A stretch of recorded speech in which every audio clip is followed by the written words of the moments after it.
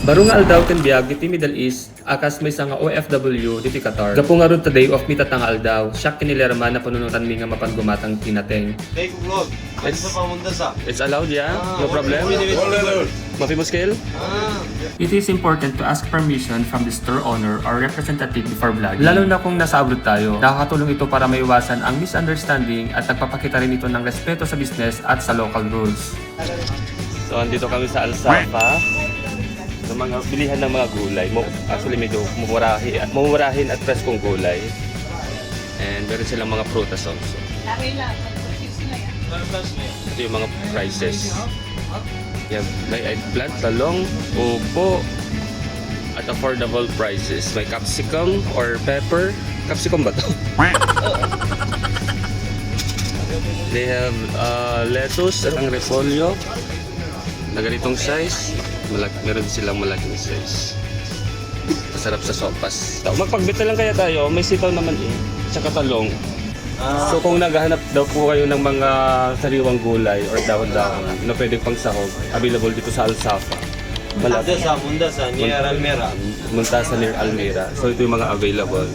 What you have here, brother? Kamote leaf. Kamote leaves. Alugbati. Good for...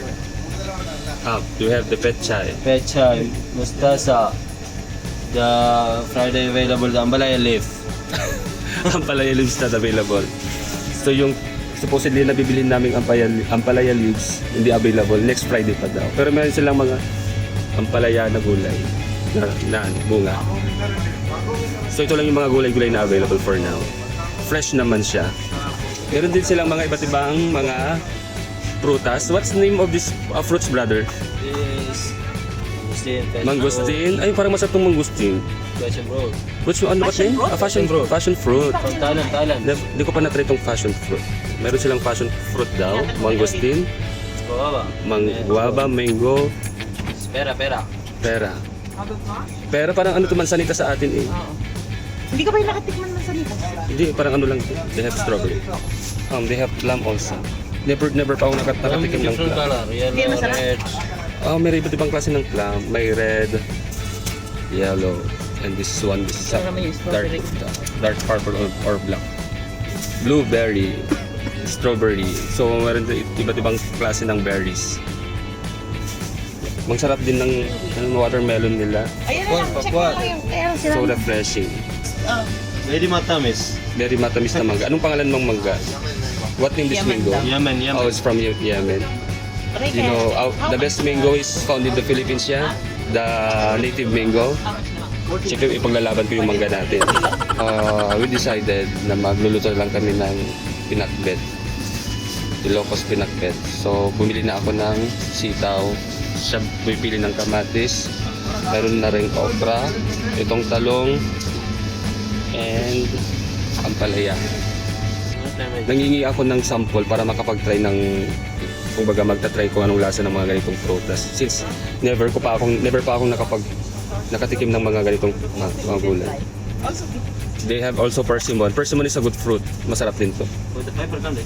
Yeah, fiber-rich fruits, yeah. Ito Mangosteen maganda. what's the name this one? Peaches. Peaches. From Australia. So, nanghingi ako ng isa, itatry namin kung anong lasa. First time kong makakatikim ng peaches. This one na. But this one, yeah, good. Thank you for this one. We will try this one. This is their number. Yeah. Number. They have delivery also within Muntasa, ha? Yeah, inside Mundasa.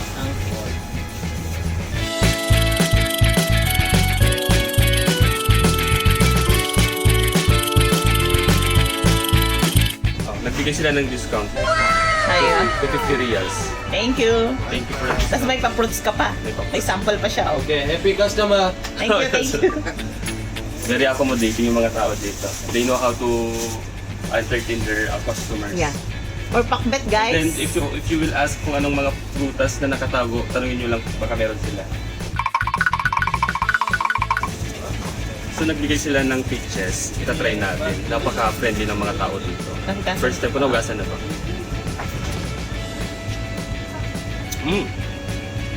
Same sila ng kasoy. Oo.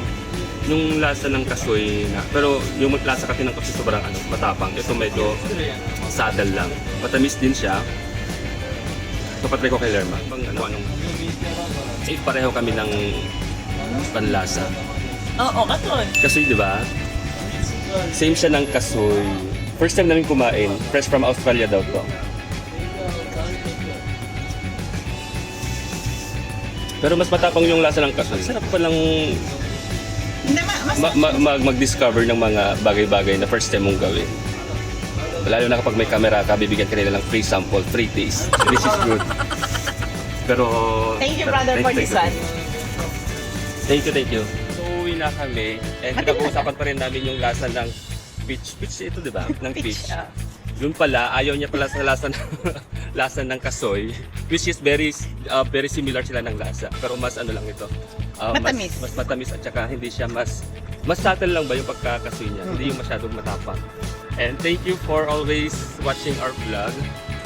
Kahit wala masyadong nanonood, pero masaya ako sa ginagawa namin because you know, if we are sharing some information kung saan pwede bumili ng mga ganito, ganyan, especially kapag mga Pilipino mahilig sa mga prutas at saka gulay.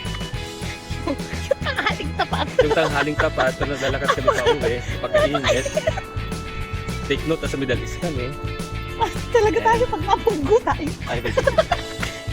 So that's it for today, guys. Thank you for watching. Bye-bye. Ayun yung puno na sinasabi ko. Oh, yan. Pwede patawa ka mo. Mansanita. Oh, yun. Maraming bunga.